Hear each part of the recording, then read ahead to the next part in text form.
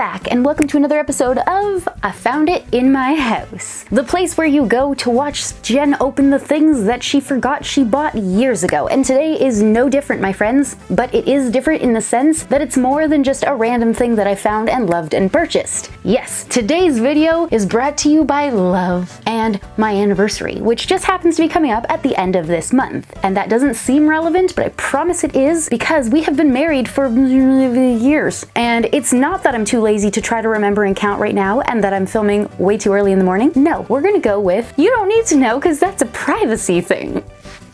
Today's video is going to be something special that I picked up while on holiday. Actually, that sounded so fancy in my head. I've always wanted to say while on holiday, but what I mean to say is while on honeymoon in Niagara Falls. And that was actually really super special to me because I had never been to Niagara Falls in my entire life. So that was pretty awesome, actually. There's a lot of really great things that happened on that trip, obviously, because I mean, I was newly married and I got to see the falls, and I'm getting off topic. I can't help it, but that's not what we're here for. We're here to learn about the story of the awesome thing Jen found while thrifting. Because once, of course, Because as always, I'm still me, and whether or not I was on honeymoon, I still found something cool to buy at a thrift store. Because I'm not about to change who I am, ever. No matter the circumstance. So yes, once upon a time, Jen was in Niagara and said, "Mike, I see a value village, let's go!" And he stopped the car because he loved her. And it was their honeymoon, and all he wanted to do was see her smile.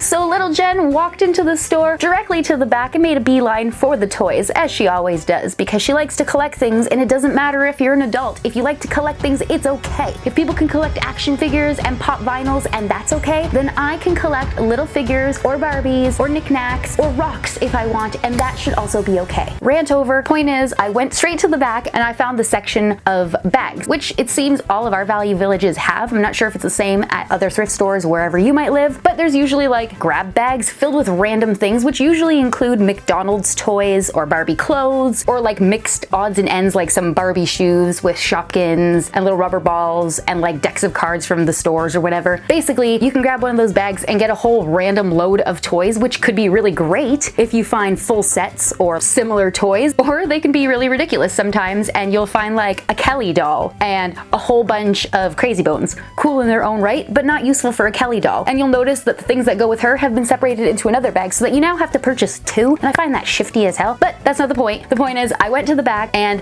that's where I found these beauties. The coveted golden McDonald's collection of 1997 Little Mermaid set. They don't look all that exciting when I'm holding them up in my hands like this, so I will be sure to take you down to the table and show you them close up. And there's this, I forgot to show that one. But first, the unfortunate business of letting you know that some are broken and or missing. And I guess we can start with Max, because he's already in my hand. And as you can see, he's lacking hands, or paws, arms. He's lacking arms. And that sort of sucks because now we can't see what he's supposed to do. I can't recall if he had arms and they broke off over the years, or if he came in the bag without arms. Actually, I think when I bought them and opened them, I took a picture. So if I find it, I'll throw it up somewhere over here. Or I'm just holding the air. That's okay too. And the other two sad bits of info are that Glut the shark has been damaged beyond repair, and he's somewhere in a container in this room in case I ever get a chance to fix him, but I didn't find him in time to record this video. So if I ever do, I'll try to fix him and see what happens, but right now I could tell you based on memory, it doesn't look good. And the second thing is that I don't recall if I actually had Flounder, but if I did, it's now missing. It was not a complete set regardless, because there is one other piece that is not here. And just in case you care about how much I paid for these bags, I did purchase two, and I want to say that they were $2.99 each, but they could have been $3.99 or $4.99. It was a few years ago and I don't remember. Now, because those thrift stores often carry those crazy mixed up bags, I have come across some of the other McDonald's toys from that set, which includes Prince Eric in his rowboat and Ariel. And we'll be able to see what they look like next to their golden counterparts. But in order to do that, we're gonna need to switch down to the table. Alright, so before we start taking a look at them individually, I just wanted you to see everything that I have, and a super quick count tells me that I have 7 golden figures, but technically only 6 since 2 of them are duplicates of Ariel. And because there are only 2 of the full color character figures, I'm going to leave those to the end so we can compare them side by side with their golden doppelgangers, which means we're going to be checking out the row in the back first. And to kick everything off, we'll start by checking out Prince Eric's best friend and trusty pal, Max the sheepdog. As you can see, he is of course missing his arms, but I want you to imagine something like this. Wait, I can't, hold on.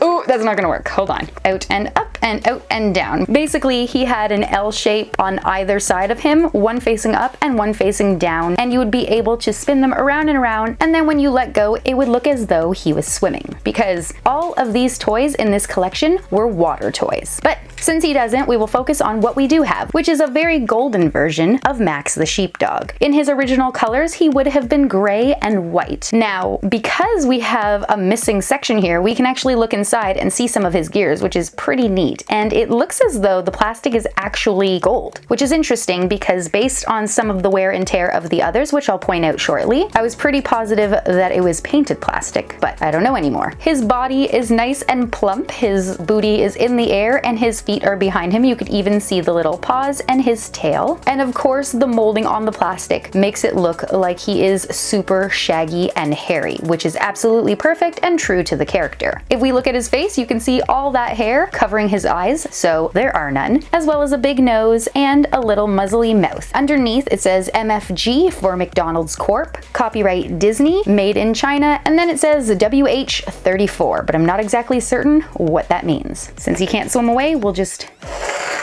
move him. The next character we'll be checking out is Ariel's skybound friend and fellow collector, Scuttle. And he is a seagull, if for some reason you didn't know that. This character here, also gold, lies flat on his back with his wings crisscrossed beneath his head, and his feet will flip up and down. I do appreciate that they move independently from one another because it's going to give us a little bit more action if we were to test it in water. There are molded feathers all over his body, but the majority of them are around his neck and on his back side, which includes his tail feathers, a few on his back, and his wings. And we also have the same stamped information as the first character, except this time that strange code says GG19. Unlike Max the dog, Scuttle does have a face, and we can see quite a bit of his character and personality just in the way they've molded it. He's got a big wide grin on his bill, wide animated eyes with lids, as well as furry brows, and a little mop of feathers on top of his head. And just underneath his left wing, we have the mechanism that will allow us to wind him up to watch his flippers go. So let's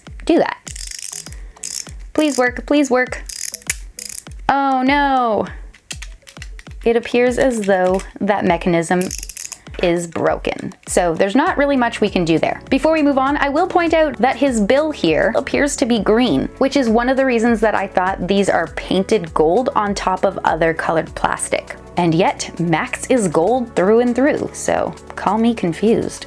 Next up, we have King Triton's trusted advisor, court composer, as well as Ariel's undercover bodyguard slash friend, Sebastian the Crab. Once again, he is a golden figure, and I don't believe I actually have a colorful version of him. For some reason, I thought I did, but I wasn't able to find one, so he's gonna have to do. As his name suggests, he looks exactly like Sebastian. Who would have thought? On his back, he has his crab shell, as well as a turnstile, not an actual turnstile, but a turnstyled mechanism, which will be able to turn clockwise and check out what his mechanical feature or gimmick is. But we'll leave that test until the end, because now it's time for Horatio Felonius Ignatius Crustaceus Sebastian the Crab to get his moment in the golden spotlight. Now go ahead and raise your hand, you know, emoji style, if today was the day you learned that his real first name is Horatio. Yes, it is true, folks. Sebastian is actually his last name, and this kind of bums me out because he's always been Sebastian. And so that's what we'll call him, because it's what we know. But yes, back to Sebastian. I can't quite recall if it's ever mentioned what type of crab he is, but for reference, I will point out that most crabs, or at least everyone that I can think of, actually have 10 legs. The two front legs have very large claws on the ends, which would allow them to grab and crush as needed, and the remaining 8 legs are used to help them walk. However, as you can see here, Sebastian only has 6 back legs and 2 front legs with his claws. But as we've learned in many cartoons, mostly Disney to be honest, it doesn't really matter if they get all the facts right between real life and animation. 3 finger, 1 thumb, that kind of deal. You know what I mean. Either way, he is true to his actual character and what his representation is supposed to be, so it doesn't really matter. Once again, we have a really nicely detailed face. We can see the character that is Sebastian when we look at it. He's got some pretty large eyes with eyelids and a big mouth, which makes sense because Sebastian is of course a composer and he likes to talk and and give warnings. So to me, that equals you have to have a big mouth. And to be honest, I've never actually noticed his face in profile before, and his mouth sort of looks like a very large duckbill. But it might just be because he's a character in my hand and I've never had to focus on that. Once again, the wording that is stamped on the back is all the same, except this time it just says KH and has no number. So I'm slowly becoming more and more confused as to what the heck the purpose of that stamp is. But now, the moment of truth. I like the sound of things that wind up. All right, here we go. Oh my gosh. That makes me so happy. I guess technically Sebastian wouldn't be a water toy. I mean, he could be butt scooting. He's butt scooting. Hold on, if we turn him backwards, will it look like he's just dancing, shaking his rump? Oh, why is that so funny to me? I'm so excited. Okay, I don't want that to annoy us. Point is, he works, and I'm really, really happy about that. I was so focused on his booty scooting abilities that I did not point out that his eyes, front legs, and claws move. Ooh, that is so cool. I wonder if I put him on his belly, do his legs actually touch the table? Okay, slightly inappropriate. The next figure, which kind of looks like a bracelet, that we will be checking out are Ursula's pet moray eels, Flotsam and Jetsam. They look as though they are fighting one another, kind of like a dog who is biting his own tail. Maybe they're just itchy and trying to help each other out. They have no arms after all. Now, if you did not know this, Flotsam and Jetsam are both supposed to be male characters, and like many others, I grew up watching The Little Mermaid and never questioned why their names were as such, but a few years ago I decided to look it up. So if you didn't know, those names are both words that describe goods or items that have potential value, which have been thrown into the ocean. And there are differences between the two. So jetsam means it's been thrown over voluntarily in order to lighten the weight on the actual ship. And this was mostly done in the event of an emergency. And flotsam is actually a word to describe items that are already floating in the water. So what would that be then? Like things that you come across? Treasure? I can't think of anything else, so I'm going with treasure. Which in theory means that Ariel should actually love at least Flotsam anyways. But no, instead, he's evil. Just as the other characters have been thus far, we have another golden collectible here, the two eels. Once again, their faces are pretty nicely detailed. We can see that they are eels, that they are biting one another's tails, and that there is some anger and animation to their faces, in the form of some gills behind their snapping crocodile-like snouts and their angry-looking eyes with arched brow line. They also have some jagged fins on the tops of their bodies that have little breakpoints in them all the way down to their tails, and they both appear to have the exact same face detail. Now, once again, I will point out that this is just a gold painted piece because, as you can see, there are green spots underneath the gold, like right here on the eye and this back region of the tail. And there's even some more in there, and you can sort of see it underneath the gold, which still leaves me confused. And then beneath the heads, we have our stamps, which gives us the same information as before, except once again, we do have that weird code. This one here is RT07. I don't get it. And that's the end of Flotsam and Jetsam.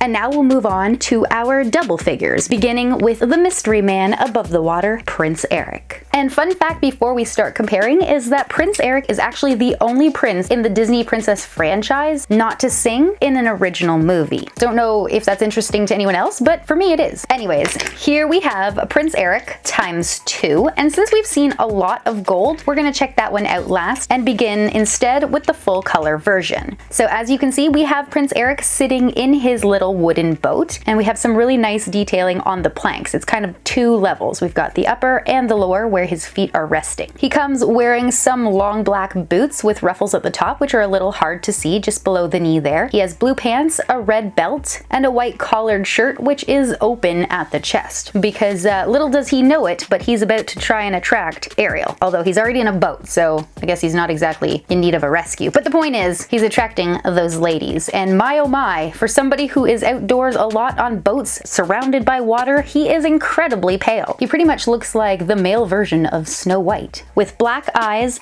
black eyebrows, and a full head of incredibly glossy black hair. In his hands, he is holding a light brown oar, with which he may paddle his boat. I don't know if there's an actual term for this little pointed section of the upper triangular portion of his boat, but there we have it. And the sides have different layers to make it look as though it is made out of wood, which I thoroughly enjoy. Underneath, we have one large, long cylindrical wheel, which actually looks as though it's meant to be two, and there is an indented spiral in between, as well as one little wheel in the front. And because there are no hand cranks or turnstile type mechanisms, we just push it on the table like a dinky car. My table's too smooth. Let's try it on a notepad. There we go. So when you push it back and forth, he just kind of paddles haphazardly all over the place. Realistically, because he's not swapping side to side, which I know would be kind of impossible in a toy, he would most likely just be finding himself spinning in circles. This is, of course, a cheap little extra that you would have gotten in a Happy Meal and not plausibly created. I don't even know if that sentence made sense, but yeah, okay. Moving on to the golden version of Eric. Everything is the exact same, so we're not going to describe anything. The only difference is the entire thing is painted gold. And yes, I say painted because the tip of the oar, you can see it under the light, is actually red underneath the gold. It's definitely peeling off there, and you can really see it in his hair. It's almost like Ariel is coming through underneath there. And in the bottom corner next to his left foot, it's actually green. Are some of them full-on gold plastics, or do you think they are painted? Because I'm having a hard time determining that fact, but I'm not having a hard time pushing the boats, she says, as it does nothing. It's possible that he's not working. Let's try it on paper again. He works. Okay, I was worried that he might not actually, but he does. Excellent. Goodbye, Prince Eric. And lastly, we'll finish off with the main character, the star of it all, the youngest of Triton's 7 daughters, Princess Ariel. And once again, we're gonna start with the colorful one in the middle. And she looks really, really cute. She has a pale skin complexion, but nothing like Prince Eric. He's like super, super pale, but her skin is definitely more peachy. In true Ariel fashion, she has a whole bunch of bright red hair, and it's sort of billowing out behind her, so it looks fully animated as though she was underwater. She has large, bright blue eyes with black mascara and black brows and some pink lips. And funny enough, her paint is really, really nice. And so is Eric's, by the way. His was pretty good. And the standards we have now for toys is kind of lacking. Does anybody else find that interesting? Just like Ariel should, she's got a green mermaid tail and a green fin, which is a different color, and you can sort of see where it separates. And that green also carries on around her waist below her belly button. And I can think of 2 reasons why this might be. The first is to create a sense of difference and add a bit more realism to the character, and the second is that I think this was supposed to be a color change toy, but I did test it in icy cold water and nothing happened. So that either A, proves that it wasn't and that somehow I just made that up, or B, the color change feature just might not work anymore because it's so old and the paint doesn't do what it was meant to do. So if you know the answer to either of those possible theories, then please leave that comment down below. Ariel comes wearing a classic light purple clamshell bra, and she's hugging a yellow seahorse. The stamp information for her is all the same, and it's just there on her derriere, and it's a little hard to tell what the code says, but it's either HT or MT16. Once again, the golden figures are the exact same as the colorful ones, so we won't focus on anything too much. The only differences here are that everything is of course painted gold, and that you can't see the same amount of detail in the face. They kind of just look like soulless eyes, but all the shapes are there, and I have to say that these are really, really pretty, and they would make really cool looking trophies if someone were to mount them. I will once again point out that the color is fading, and underneath the gold on the figure in my right hand, it is so green that it's not even possible that it's not green plastic underneath. And as if that wasn't enough, you could just see tons on the one in my left hand. And I forgot to mention it, but they do swivel at the waist. And let's check what their codes are. I'm interested to see if they are the same. And they're not. One is HT04 and the other is HT09. Now I am even more confused than before. I would definitely like to know what those codes mean. And the fact that these two are the same figure but have a different code just confuses the heck out of me. But maybe it's because one is from like the States and one's from Canada. Or maybe it just means how many they decided to make of that character. Unlike the original Happy Meal bags, which are usually pretty clear so you can see what you're getting, the Little Mermaid ones I'm pretty sure were a solid blue, so you had no clue what one you were gonna get inside, and if you got the golden one, well then, you would have been a really happy kid. And although some of the gold is coming off of mine, and poor Max here is broken, and Glut is missing and smashed to bits, I'm still pretty happy with the golden collection that I do have, especially since I found these while I was on my honeymoon, making it even more memorable and at a really great price. And truthfully, the only thing that would have made it cooler would have been if it was, of course, a complete set. Hopefully, you guys are enjoying this flashback review so far, and if you're wishing it was a complete set, well, then have I got a surprise for you. And here it is. This beautiful gold and blue, well I guess it's yellow, gold and blue with pink seashells and starfish treasure box is a complete 1997 Disney's Little Mermaid golden box set. And everything is inside. Truth be told, I can't exactly recall the circumstance which led me to purchasing this, but I have a vague recollection, so we're gonna go with what I do know. I came across it on garage sale, and I want to say that it was $30. Might have been 15, might have been 20, but my heart is telling me it was $30, and I feel this because usually I wouldn't want to spend $30 on McDonald's toys, especially if you're somebody who likes to collect things. You know that you want to spend as little as possible so that you can have as much as possible. It's all about the thrill of the hunt and saving of the money, and there's nothing wrong with that. However, there were many factors that went into me purchasing this, and those are, first of all, it's the Little Mermaid, and who doesn't love the Little Mermaid? It's a staple of my childhood, so there's that. Second of all, it is the complete golden set, which clearly, after discovering that I didn't have them all, I was like, oh, it could be mine. And the third, and most important, is that these items were now special to me because there was a sentimental place in my head, which is up here, and my heart, because we purchased them while on honeymoon. So like, it's connected to our love, you know? And obviously some of these pieces were broken, so why not try to pick up a full set if I could? And $30 didn't really seem all that bad. So once I realized all that, I felt like it was a good idea to buy the box set so that I could just have it forever. And that's where we are now. So I don't know what I'm doing. Let's go down to the table for a closer look. Just like that, the magic of editing, also known as stopping and restarting the camera in a new position. So here is the close-up of the box. It looks the exact way it did 2 seconds ago, except now it's lying flat on the table. And when we open it down here, it'll all be safe and not fall to the floor, making Jen cry. This here is the Canadian version of the McDonald's set. So I'm gonna quickly point out, although it may be hard to see, down here in the golden arches, just in the center, there is a small black maple leaf. It's also written on the back with all the safety information and such. And open. The inside of the lid is just cardboard, so we don't need to worry about that. And right on top we have a white and aqua colored piece of paper which reads Disney's The Little Mermaid Certificate of Authenticity, The Little Mermaid Official Happy Meal Collector Set. This document verifies the authenticity of the accompanying complete set of the Little Mermaid Golden Happy Meal toys, offered by McDonald's Restaurants of Canada Limited in Happy Meals during the month of December, the year 1997. Official Special Edition Set. In the bottom left corner we have a McDonald's logo with a small white maple leaf underneath. On the right side, we have the McDonald's Happy Meal logo, and then directly in the center, it says 33,713. I did quickly try to look it up to see how many were actually produced, and I wasn't able to find that information. So if you happen to know, please share it down below. Now, if you live in the States and had this box, instead of saying offered by McDonald's Restaurants of Canada, it would read offered by McDonald's Corporation. And the back of your certificate would be blank, whereas ours has the exact same certificate again, this time in French, because it's our official second language. And underneath the certificate, we have the complete golden collection of the Little Mermaid figures from 1997. Insert small hurrah here. Hurrah! Now, since we have taken a look at the majority of these, I'll show each one quickly and focus on the ones that are new, and test the ones that we weren't able to before. Starting with Max. So he looks the exact same as he did before, except shinier. On this side, he kind of looks like Chewbacca, which is sort of funny to me. And he's got arms! See? Exactly what I was trying to show with my fingers. He just paddles along. Wait, why isn't he mechanisming? Oh, you rotate backwards. Okay. And he works!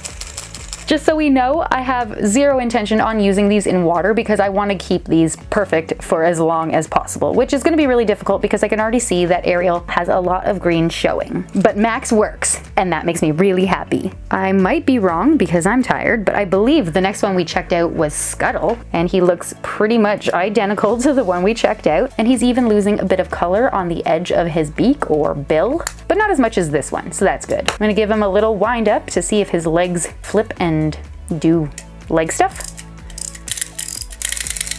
And they do! Oh, I'm so happy. Now, it might be hard for anyone to believe, but truly since the day that I bought this box, I have had it tucked away because I didn't actually intend on doing anything with it. I just wanted to have it. So I've never actually tested any of these.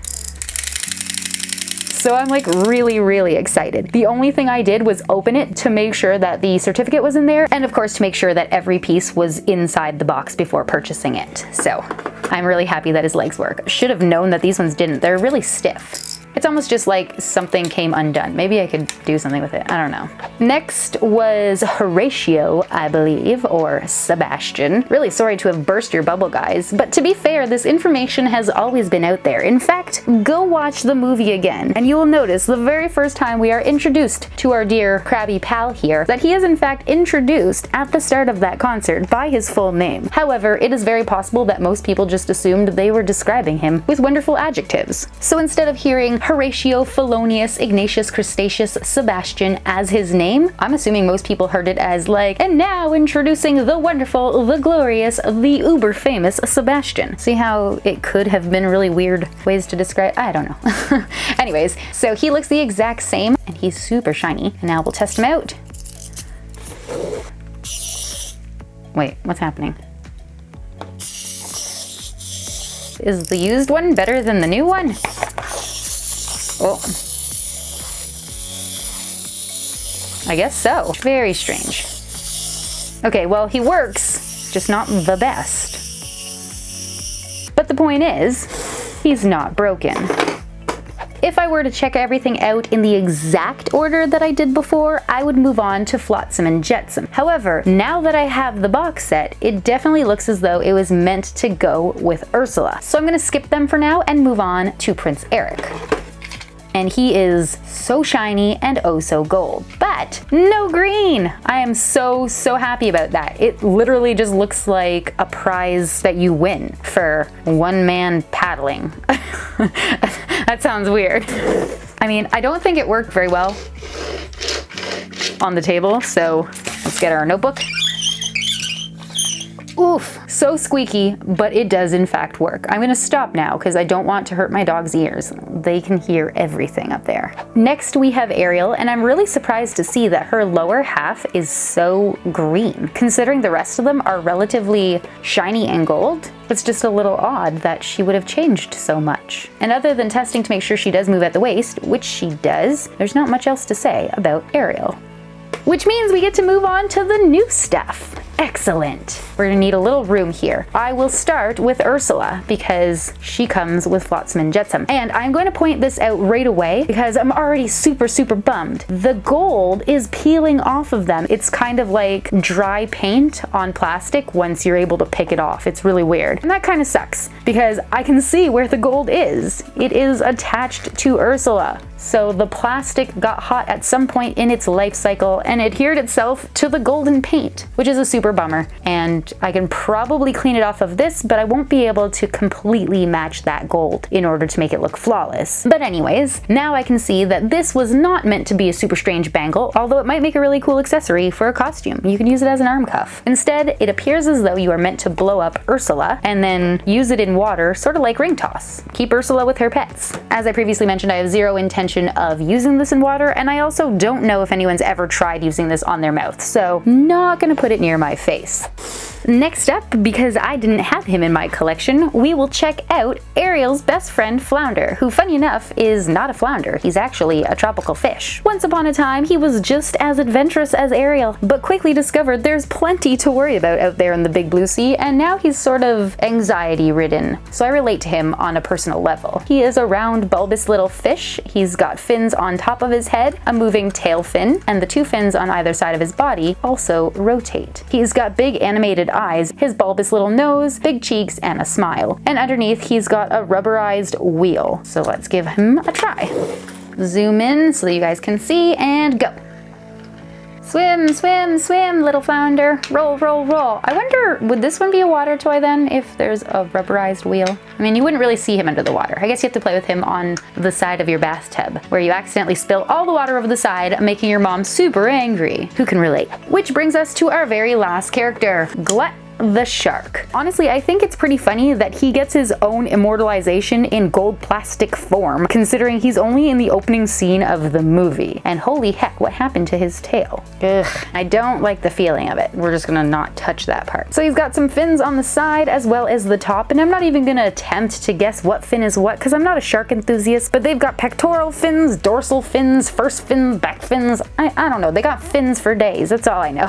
And so does he. He's got fins all over the place. He's got a really angry looking mouth that reminds me of a Ninja Turtle for some reason, and some pretty animated sculpted plastic eyes that also help to portray his aggressive nature in the form of these things right here. And his mouth opens and closes. Underneath his body, he does have one rubberized wheel, so we'll give him a little push on the ground to see if we can make his mouth open and close. But we'll quickly just point out the sadness that is his back fin, which is no longer gold. It's like a really faded out brownish gray, and it's really kind of ugly. In fact, it sort of looks blue underneath it. And no! There is a crack in him. Aw, that sucks. What is with Glut the shark not wanting to exist in my world? If anybody else has a golden Glut the shark who doesn't have an ugly tail and you don't care to keep him, please send me an email.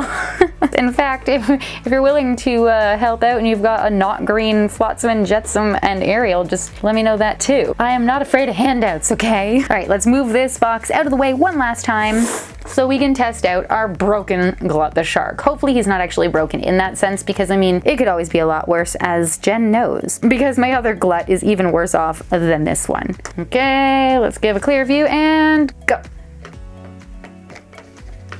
Oh, come on.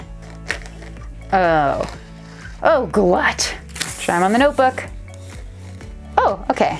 Maybe it's just that table. I was so prepared to be upset. I'm glad I don't have to be. Good job, Glut. All right, that's the end of that. Oh, and if you didn't actually know, his name truly is Glut. And you could find fun facts like that, as well as many of the others that I shared with you today, by searching fun facts about Little Mermaid on Google. Or you could try out mickeyblog.com. That's a good one. But as for me, I'm all mermaided out, and I really want to wash my hands because Glut's tail kind of grossed me out. So let's just close this up. Oh, and maybe not forget to include the certificate of authenticity. That would be helpful. And segue back to myself in the chair. All right, so that's it. That's the end of the surprises. Sadly, there are no more unless I randomly come across that shark. And since I'm not moving off this chair, it's definitely not gonna happen, so we're just gonna stop. Hopefully you enjoyed today's video, and if you did and know somebody else who might enjoy it, then please consider sharing it with them. And if you enjoyed it yourself, then please make sure you remember to comment, like, and subscribe. You can let me know down below what you liked or didn't like about today's video, which of the little figures was your favorite, or if you remember getting them as a child at McDonald's. Did you ever come across one of the rarer, harder to find gold ones? And also, did you know that you could buy the box sets? Because until I found this, I didn't know it was a thing. So let me know if you have one of these box sets kicking around. Is it complete? Did you lose any pieces? Or have you collected any of the other McDonald's box sets? Because once again, apparently that's a thing. As always, thank you guys so much for watching, and I'll see you in my next video. Bye!